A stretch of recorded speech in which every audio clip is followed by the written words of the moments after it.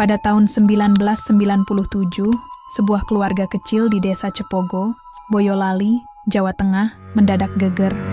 Pak Suparman, seorang petani sederhana, tiba-tiba menghilang tanpa jejak setelah pergi untuk bekerja di ladangnya di lereng Gunung Merbabu. Anak-anaknya, Sari 16 tahun dan Dedi 12 tahun, merasa cemas ketika ayah mereka tak kunjung pulang. Lestari mencoba menenangkan anak-anaknya, tetapi jauh di dalam hatinya, ia merasa ada sesuatu yang tak beres. Kabar hilangnya Pak Suparman dengan cepat menyebar ke seluruh desa, membuat penduduk mulai membicarakan rumor tentang sesuatu yang gaib di lereng gunung tersebut. Sebelum kita lanjutkan ke ceritanya, mari senantiasa kita selalu mengingat Allah dan berterima kasih kepada Nabi Muhammad dengan cara bersolawat kepadanya, karena telah mengajarkan cara hidup supaya tenang dan damai kepada kita semua.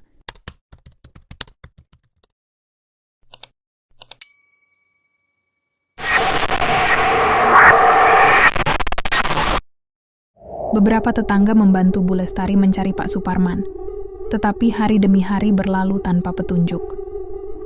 Di ladang tempat Pak Suparman biasa bekerja, mereka hanya menemukan caping dan sabit yang tertinggal di rerumputan basah. Tidak ada tanda-tanda perlawanan atau jejak yang menunjukkan arah kemana Pak Suparman pergi. Namun, Pak Karto, tetua desa di sana yang juga sering kumpul dengan Pak Suparman, mulai merasa ada yang janggal dengan hilangnya Pak Suparman. Dikarenakan tadi siang, Pak Karto masih sempat ketemu dan bercengkrama bersama Pak Suparman waktu mereka masih di ladang, dan tidak ada hal yang janggal dari diri Pak Suparman. Mereka masih ngobrol dan membahas mengenai tanaman ladang masing-masing.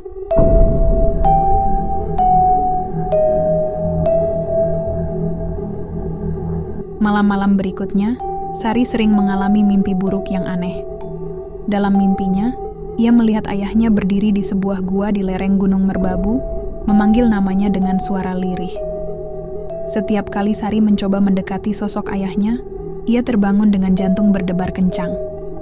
Dan Sari terus-terusan mimpi seperti itu selama beberapa hari. Kemudian ia menceritakan mimpi itu kepada ibunya. Bu Lestari hanya berkata, "Mungkin hanya perasaan Sari saja, dan mimpi itu hanyalah sebuah bunga tidur. Dan mungkin itu adalah efek dari Sari yang selalu memikirkan ayahnya." Namun Sari merasa ini seperti hal yang janggal. Pasalnya ini tidak terjadi cuma sekali, tapi beberapa kali selama seminggu ini. Sari menjadi penasaran untuk mencari tahu apakah gua di hutan lereng Merbabu itu apakah benar-benar ada. Dan apabila ada, apakah ayahnya benar-benar ada di dalam sana.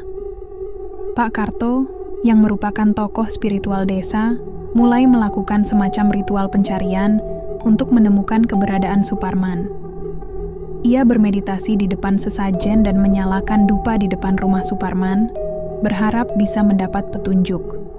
Dalam terawangannya, Pak Karto melihat bayangan kabur dari seseorang yang tersesat di dalam gua yang angker di lereng Merbabu. Penglihatan itu begitu samar, namun cukup untuk membuat Pak Karto yakin bahwa ada suatu hal gaib yang menyelubungi hilangnya Suparman. Merasa tidak ada kemajuan dari pencarian dengan cara biasa, Sari memutuskan untuk pergi ke lereng gunung bersama dua temannya, Rina dan Wawan, untuk mencari petunjuk. Mereka memutuskan untuk menyusuri jalan setapak yang biasa dilalui Pak Suparman ke ladangnya. Dalam perjalanan, mereka seperti mendengar suara-suara aneh dari balik pepohonan, seakan-akan seperti ada yang memandu mereka. Meskipun sebenarnya takut, mereka coba mengikuti sumber suara aneh itu, sampai tiba di sebuah tempat asing yang tidak pernah mereka lihat sebelumnya, yaitu sebuah celah sempit yang menyerupai mulut gua. Di depan gua yang ditemukan oleh Sari dan teman-temannya, suasana terasa mencekam. Rina mulai merasakan bulu kuduknya berdiri, sementara Wawan merasa ada sesuatu yang tak terlihat mengawasi mereka. Meski perasaan Sari mulai dipenuhi ketakutan, ia tetap merasa bahwa ayahnya ada di sekitar tempat itu. Mereka memutuskan untuk masuk ke dalam gua tersebut. Di dalam gua, mereka menemukan beberapa benda aneh yang seolah-olah sudah lama ditinggalkan, termasuk kain kotor dan tali yang rusak. Apakah ini pertanda bahwa seseorang pernah terjebak di dalamnya? Saat mereka semakin masuk ke dalam gua, tiba-tiba terdengar suara lirih yang memanggil nama Sari. Suaranya sangat menyerupai suara Pak Suparman. Sari berjalan ke arah suara itu meskipun Rina dan Wawan mencoba menahannya. Di salah satu sudut gelap gua, mereka melihat bayangan samar-samar seorang pria tua yang memandang mereka dengan tatapan kosong. Saat sosok itu berbalik, Sari berteriak keras karena pria itu mengenakan pakaian yang mirip dengan pakaian ayahnya, namun wajahnya nggak jelas. Setelah itu mereka langsung lari keluar dari gua itu karena ketakutan dan segera ke rumah Pak Karto untuk menyampaikan hal aneh ini. Pak Karto akhirnya menemukan keberanian untuk datang ke gua setelah mendengar cerita dari Sari. Bersama dengan beberapa penduduk desa, mereka melakukan penyelidikan lebih dalam. Di dalam gua itu, mereka menemukan sisa-sisa ritual dan sesajen, namun seperti sudah lama digunakannya, yang ternyata terkait dengan kepercayaan lokal yang sudah lama terlupakan. Pak Karto mulai mengingat bahwa dulu ada legenda tentang gua di lereng Merbabu yang digunakan untuk ritual sesembahan kepada danyang Gunung Merbabu. Apakah Pak Suparman telah menjadi korban dari ritual tersebut? Sari merasa ada sesuatu yang lebih dari sekadar legenda. Ia yakin bahwa ayahnya masih bisa diselamatkan. Bersama Pak Karto, mereka memutuskan untuk melakukan ritual pemanggilan roh dengan cara tradisional Jawa. Di malam Selasa Kliwon, di depan pintu gua, mereka mulai ritual sambil menyalakan dupa dan menyiapkan sesajen. Wangi harum dupa, kondisi di tengah hutan di atas gunung, hanya diterangi lilin di dekat sesajen, serta suara dari Pak Karto yang merapal mantra membuat suasana terasa mencekam, kemudian angin kencang tiba-tiba berhembus kepada mereka. Semakin membuat bulu kuduk Sari merinding. Namun tiba-tiba, di tengah ritual, terdengar suara langkah kaki dari dalam gua. Seorang bayangan pria pendek terlihat dari berjalan di depan mulut gua menuju mereka.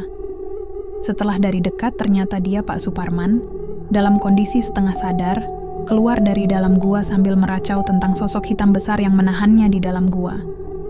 Seluruh desa terkejut melihat Suparman yang mereka kira telah tiada, setelah hilang hampir sebulan. Namun, inilah yang kenyataannya terjadi. Kemudian akhirnya mereka membawa pulang Pak Suparman kembali ke rumahnya.